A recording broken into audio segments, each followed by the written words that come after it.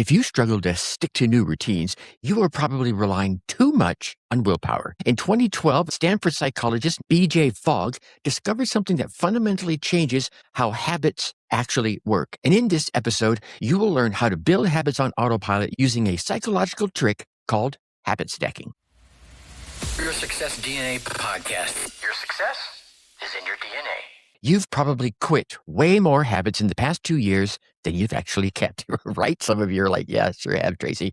And that number, I don't think is personal failure. It is really proof that you're using a method that contradicts just how your brain is wired. And the moment you decide to build a new habit, he says with air quotes, your nervous system launches into a specific sequence. It begins to allocate attention to something unfamiliar. It treats novelty like a treat, and it burns through a finite resource that you'll wake up with only so much of every day: willpower or discipline or whatever you call it. By day 47, that resource is completely depleted. By day 51, you're not doing that habit anymore. And it's not because you're lazy, and it's not because you're broken. It's because you've just been following the same script that makes most people quit. But here's what almost nobody talks about. Most folks don't even know it. The science of habit formation changed back in 2012. A behavioral psychologist named BJ Fogg at Stanford ran a study that seemed almost absurdly simple on the surface. He had people link tiny new behaviors, like doing 1 or 2 push-ups after they poured their morning coffee, to their existing routines that were already automated in their life. The results weren't incremental. The people who tried to build willpower quit this habit by day 19. People who stacked new habits alongside existing ones kept going for over 8 months. Not because they had more willpower, not because they had more discipline, but because they never needed it. This is the core mechanic that you might be missing. And once you understand it, every failed habit is going to make sense. Your brain doesn't create habits in isolation. It creates them in chains. When you brush your teeth, something else is happening inside your body. A specific neural pathway is lighting up. The time of day is signaling your system, and an environmental cue triggering the whole sequence. The pathway already exists. It's already automated. It doesn't require conscious decision-making anymore. That's what makes it a habit, right? You with me so far? Okay, good. What researchers call the cue routine reward loop is operating underneath all of this. And the habit stacking works precisely because it hijacks the cue. Instead of building a new loop from scratch, you're borrowing a trigger from the one that's already running automatically. Charles Duhigg mapped this framework in the book, The Power of Habit. And it's the same mechanism BJ Fogg's method exploits at a neurological level. When you try to build a brand new habit from scratch, you're asking your brain to carve out an entirely new pathway while you're also busy raising your kids, managing a career, navigating relationship stress, trying to start a side hustle, and processing hundreds of other decisions that you need to make before lunchtime. It's not that the habit is too hard. It's that you're asking for neural real estate from your brain that it doesn't really have available. Habit stacking, sometimes called implementation intentions, a term coined by psychologist Peter Gallwitzer, it works completely differently. Instead of creating a new pathway, you're going to hook into one that already exists. Maybe it's your coffee ritual, which already has neural real estate inside your head. Maybe it's your shower routine that you already do.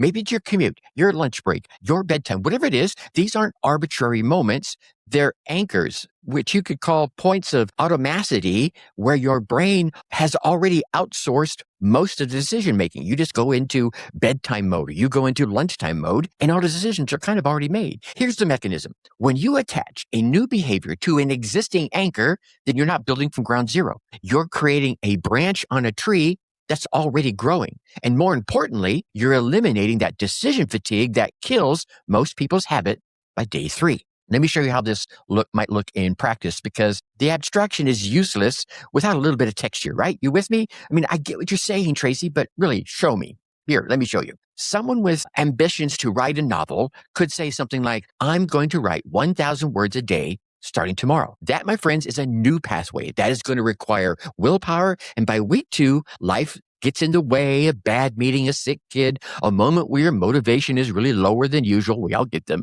And the whole structure, it's like a house of cards. It collapses on itself because it was never really rooted in your existing nervous system.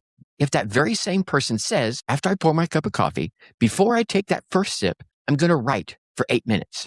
something biochemically different happens. The coffee ritual triggers the neural sequence automatically.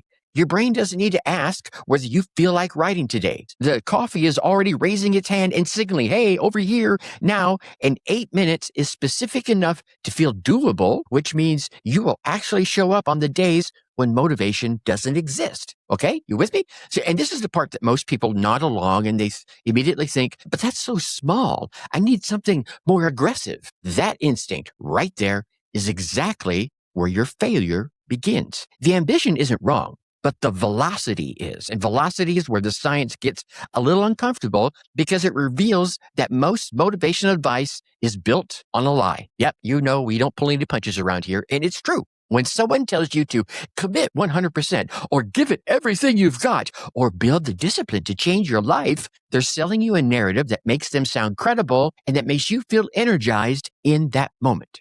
But what they're not telling you is that 100% commitment for 48 hours followed by zero commitment for 363 days, yeah, that equals failure and that equals burnout. Burnout is not what happens when you work too hard on the right thing. No. Stick with me here. Burnout is what happens when you use willpower to override your nervous system's baseline capacity over an extended period of time. You can sprint at 95% for 3 weeks. Your body will let you. Your dopamine will even reward you for it. But on week 4, something is going to shift. Your reserves are going to be empty. And instead of returning to a sustainable habit, you're going to collapse entirely and you're going to quit. This is why habit stacking prevents burnout where other methods tend to accelerate it. When you anchor a new behavior to an existing ritual, the effort ceiling is lower from day one. You're not trying to become a different person overnight. You're just adding 2 minutes of something to what you're already doing. That means your nervous system never goes into overdrive, your willpower reserves never deplete, and by month 4, when your life gets hard, not if, when, and it does, with me? Yes, okay. The habit survives because it never demanded more of you than you had to give.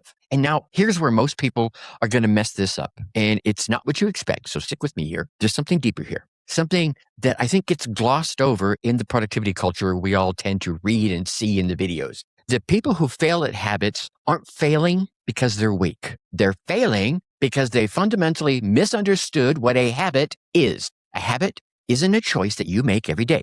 A habit is something your nervous system does automatically without conscious intervention.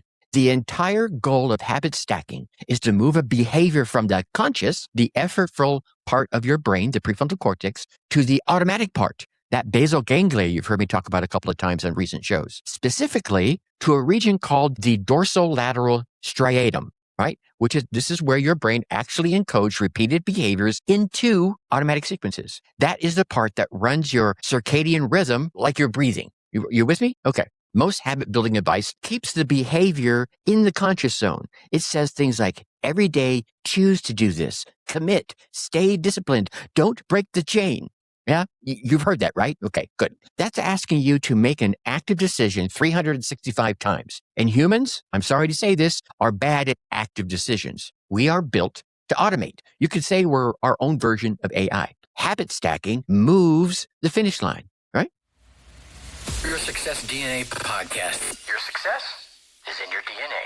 Instead of trying to automatize through sheer willpower and repetition, you're hijacking a system that's already automated. And your brain can handle that. It's built for it. It is designed for it. This is why the method works for different people in completely different contexts. A parent with 2 kids and a demanding job can stack 2 minutes of meditation after I sit down at my desk, and they can actually maintain that. An entrepreneur can stack 5 minutes of journaling after my morning coffee. Yeah, you feel me? A teenager can stack 10 push-ups after they pee. I know it's funny, but it's true. The mechanism is identical in each case. The anchor already exists for each one of those people. The nervous system, it's already there. Another variation worth knowing is what BJ Fogg calls temptation building, pairing a behavior that you need to do with one you actually do. Like listening to your favorite podcast, but only during a workout, except for mine. You want to listen to mine all the time. It's a cousin of habit stacking, and it operates on the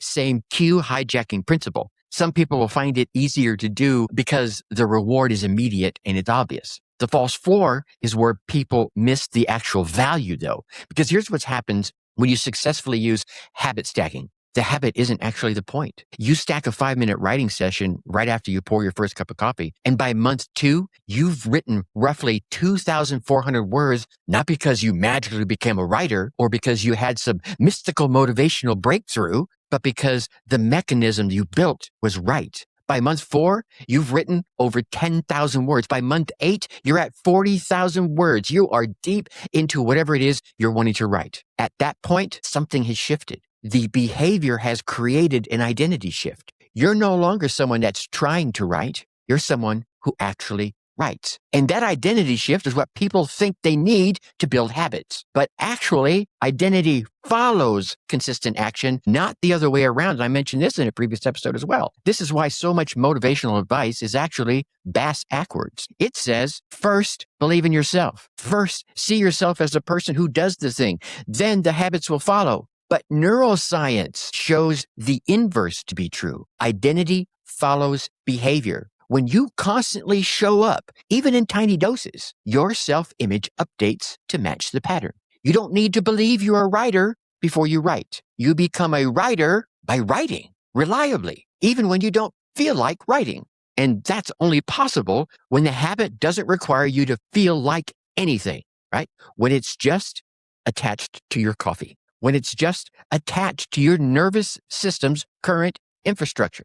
But here's where the trap kind of tightens, because this method works so well that people will often overuse it. They learn about habit stacking, they get excited, they identify 15 existing anchors inside their day, and they decide to stack a new behavior on each one. The morning coffee gets the writing. After breakfast gets a meditation habit. Shower gets a cold plunge. Lunch break gets a side project. The commute gets a podcast. And dinner gets the family time protocol. And then finally, bedtime gets the reading. On paper, that all seems reasonable. Even after listening to this episode so far, you might be like, well, that sounds reasonable, right, Tracy? No, they're just adding, because let's be honest, they're just adding small behaviors to the existing moments. That's what you told us, Tracy. But here's what's happening in reality. You've just created 15 new decision points, 15 micro commitments, and 15 opportunities for that entire structure to fail the moment one anchor gets disrupted. And this is where people often burn out using the right method, because they don't understand the underlying principle. Habit stacking works because you removed decision fatigue,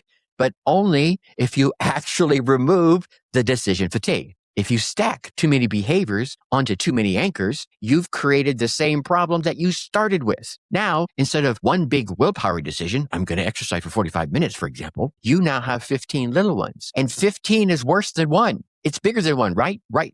Which way is that little greater than, less than sign, right? 15 is worse than one because the cognitive load is distributed throughout your day, not in that one time that you were going to work on the old way. The real science-backed approach to habit stacking is ruthlessly minimal. One anchor, one small behavior, and give it 66 days. That, my friends, is the actual length of time it takes for a stacked behavior to become automatic. Not 21 days like everyone is out there quoting you. Sorry, researcher Felipe Lally at UCL ran the study that established the real number, 66 days on average, with a range of 18 to 254, depending on the person and depending on the behavior. After 66 days, the behavior has generally moved from the conscious effort into automatic. Then, and only then, can you add another behavior onto a different anchor. This is slower than your ambition tells you to do it. I get it. And that, my friends, is exactly why it works. Because by the time you've successfully automated one behavior, something has already shifted neurologically. Your dopamine response to progress is different. Your identity has absorbed the change, and now the next behavior that you stack lands on a slightly different psychological terrain than you started with 66 days ago. You're not a person trying to change anymore. You're a person who has changed, and you're adding to that change. That's a completely different nervous system state entirely. What James Clear calls keystone habits in this space points to the same phenomena. Certain behaviors, once automated, create ripple effects that make adjacent behaviors easier to adopt. The first stacked habit that you successfully automate often functions as that keystone. It doesn't just add one behavior, it shifts the entire baseline. That is the actual promise of habit stacking. And it's more radical than people realize. It's not a shortcut to a faster change. It's a method for sustainable change that doesn't require you to become a different person overnight. And that actually prevents the burnout that kills most people's growth trajectories. The people who understand this aren't the ones that are crushing it with 47 simultaneous habits. No, sorry, just not happening. They're the ones who build one sustainable habit and who in 2 years have accumulated 7 or 8 of them, each stacked one upon the other, each one automated, each one requiring 0 willpower to maintain. I know that's not as sexy as transform your life in 90 days, but it's what actually happens. The trap is believing that sustainability is boring. Okay. And hey, if this is hitting home for you the right way, and if you're sitting there thinking, I've been doing this wrong the whole time, then you need to be in my corner every single week, where I put out the newsletter called Unleashing Your Success DNA. It's not fluff. It's not another 5 tips to more productivity email that you delete before you finish your coffee. Every issue is a mindset shift. It's a habit upgrade, and it's all filled in with that dose of rebellion that you love and enjoy from this whiskered fellow. And they're all designed specifically for people like you, aspiring folks that want to do better, want to be better, who want to build something, but can't quite pull that trigger yet. Each week, I'm going to hand you a mirror and a shovel. And if you like that idea, go ahead and head on over to yoursuccessdna.com, because the world doesn't need another person who almost did it. Okay. So now let's zoom out for a second. And I want to give you the whiskered wisdom I want you to walk away with today. You don't need more willpower. You need a better address. Every habit you've ever quit didn't fail because you're weak, didn't fail because you're broken. It failed because it didn't have a home. It was floating out there in the ether, in the open, exposed to every bad day and every distraction and every moment that your motivation dipped below the standard line, right? Habit stacking gives your new behavior a home. It moves in next door to something your brain already trusts. And that changes everything. You don't need more willpower. You need a better address. Habit stacking isn't a shortcut. It's the science your motivation really never told you about.